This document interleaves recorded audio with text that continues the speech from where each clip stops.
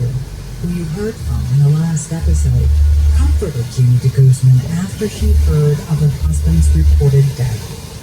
When the news came out that Mike had fallen from the helicopter, of course, she was totally distraught. Myself and my colleague, more, because we knew her better. Yeah, we kind of tried to look after her in a polite way. She was in distress.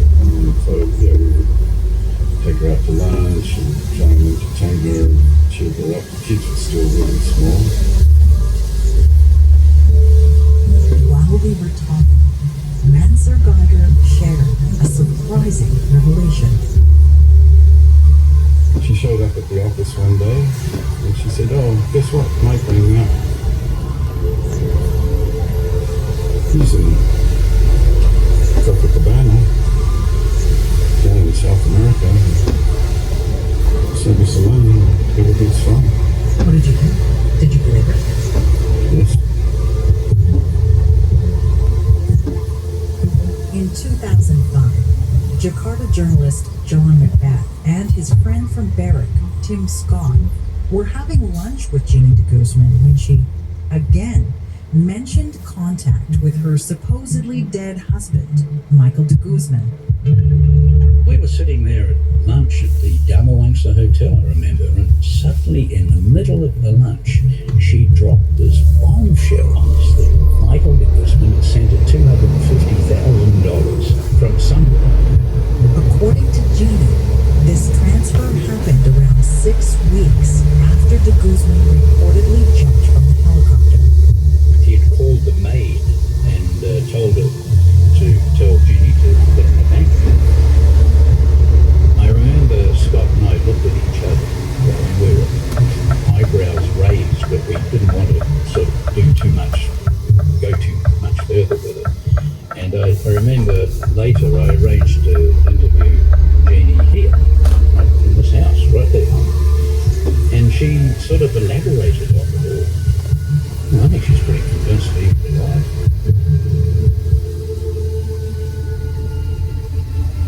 She said the maid knew his voice, knew Michael's voice. And he was laughing. She sort of resigned to the fact that probably she wouldn't see him again.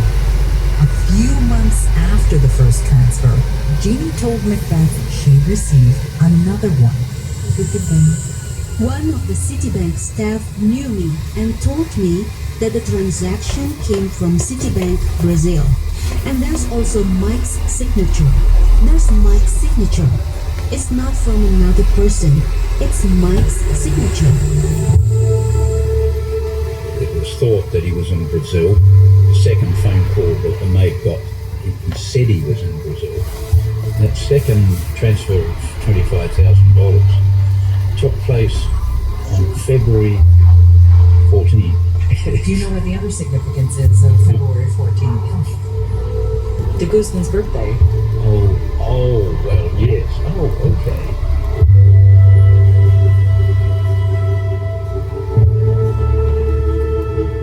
We asked Jeannie for proof of these alleged money transfers, but she never provided any.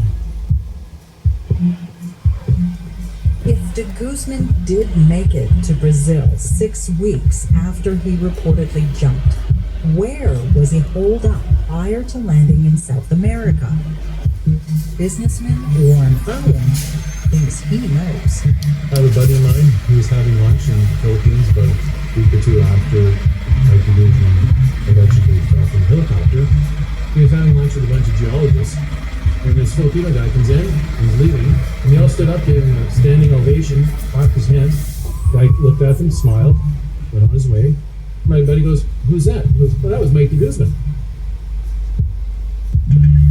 Oh. All these geos just gave him a standing ovation for the scam he pulled off, faking his death, the whole thing.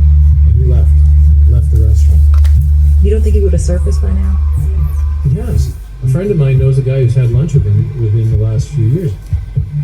Mike has had plastic surgery, and that my buddy states this is 100% legit. And my other close friend saw him over lunch. This recently happened, I think probably 5 years ago. This other story happened. Clearly you believe he's alive. Of course he is. He's alive. Like, come on.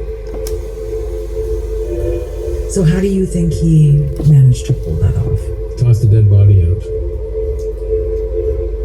If you'd faked your own death, would you really be dining at a hotel restaurant so soon after? I contacted the guy who Warren Irwin says saw de Guzman to check out his story. He related the same sequence of events, saying it was unmistakably de Guzman, even down